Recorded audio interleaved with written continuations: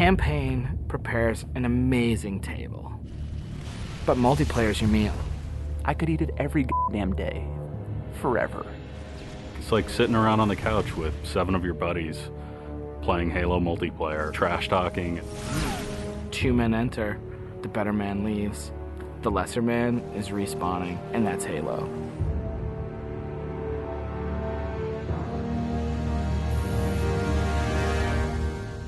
The beta. It's super important to have these like big ticket like milestones that sort of force a bunch of wishy-washy designers to get their shit together. So for the multiplayer team, it is absolutely a test of all the stuff we've been doing. Destination. I'm really terrified about what people are going to say. The public beta is where it all comes together. Beat the shit out of our code, come break our cookie system, come try to, like, it's a great security test. Maybe they're going to find new glitches that we can fix. That's why I'm like, please, find new glitches, find new glitches. We made a bunch of changes in Reach that are pretty significant. For multiplayer, especially, there's a lot of people who are super passionate about the features that we put into it. The DMR is absolutely an awesome, worthy successor to the battle rifle. You kind of get control over how accurate your shot is going to be. If you're spamming that trigger as fast as you can fire it, it's going to go kind of wild. If you're trying to like hit a guy really, really far away, then you have to slow that down. Everyone's totally destroying with the DMR. It's like everyone's got a Death Star in their hands. I usually go back to the Needler. That's one that always makes me happy. Everyone's always wanted the Needler to be sweet because it's hilarious and fun. Then it gets too sweet, or all of a sudden like something gets fixed, and it's like, oh, tracking's fixed now, and you're like, guys just burst. It's been fun to go back and kind of re-envision some of the old friends. Like the sniper rifle. Like I pick up the sniper rifle and I'm like, this is it. It's totally happening. And I'm about to rain death on the plebeians that I work with. Overkill. And I'm like, yep, it's back. The Covenant focus rifle is awesome because it's like that Sentinel beam from Halo 2. But now it's a sniper weapon. When the pistol started to come back, it was insane. It was so awesome. I'm super excited to see what people do with armor abilities. It totally changes the game. You've got this secret weapon in your back pocket that's your fourth leg of fun. What do you want to be? Like invisible? Do you want to fly? Do you want to turn to stone? With Reach, you've got guys in jetpacks flying around, invisibility guys just showing up. It's kind of a give and take between us and Sage and Josh trying to figure out like what's that perfect balance with all the new stuff. There's a lot of that goes on. They're like, shh, don't tell Sage, he'll nerf it. You're juggling plates, right? You're just sitting there spinning the plates, and occasionally one starts spinning, you're like, ah! And you're like, make Invis more powerful. And everyone's like, no, I'm picking Invis. And you're like, okay, make it less powerful. And then, oh, now everyone like, I mean, that's what Sage and those guys do. It's a fucking huge challenge. We don't ever want to create one super weapon that works in all cases, because that tends to make the game fairly dull. It's really up to the player to decide how do they want to play on a particular map. It's a choice. Double kill. That's, I think, Halo at its best is like making these choices. You start the game, and immediately you get to choose a loadout. You're making a single selection that includes your armor ability and your weapon. We sort of pair those intentionally. It breeds this smarter combat. You'll definitely notice a big difference in how the game functions. Right now, at this exact moment in development, Armor Lock's insane. It's super powerful. I love it. It is just fucking fun. There are 2 Slayer maps. There's Powerhouse, which is an asymmetrical map. Lots of indoor-outdoor action. Sword Base is a very vertical map. Moving around Sword Base is a completely different scenario when you've got a jetpack versus when you're sprinting. This time around, we decided to integrate all of the multiplayer maps within the campaign.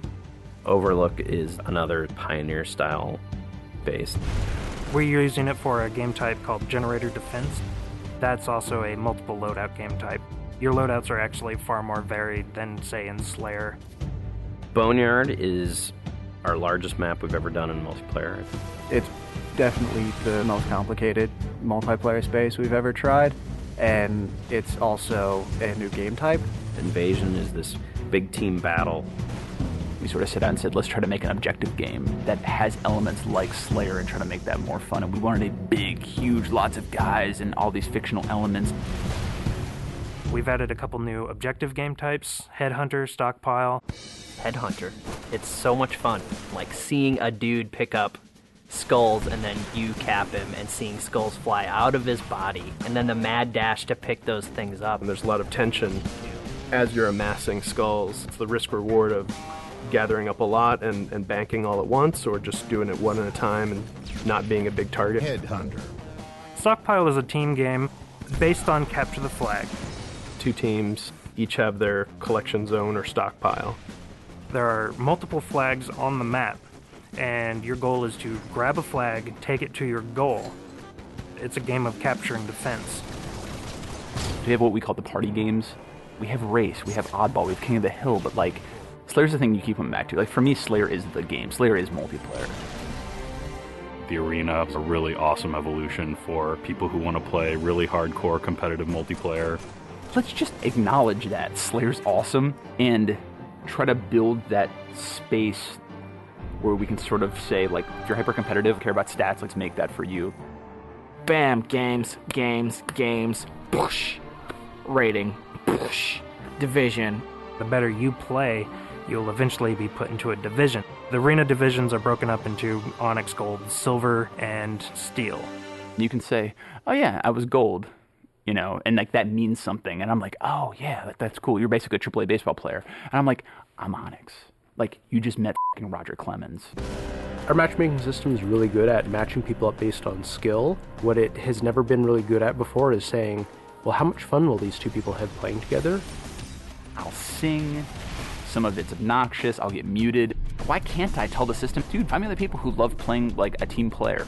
Instead of just trying to put 8 people in a game together, we first use the social preferences for finding teammates.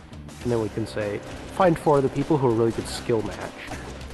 Without players thinking about it, we hope that it'll lead to better social encounters. Active roster essentially is us bringing the Y menu back from Halo 2. It's a way of saying, friends are online and this is what they're doing, so I can hook up with them with a minimum of fuss.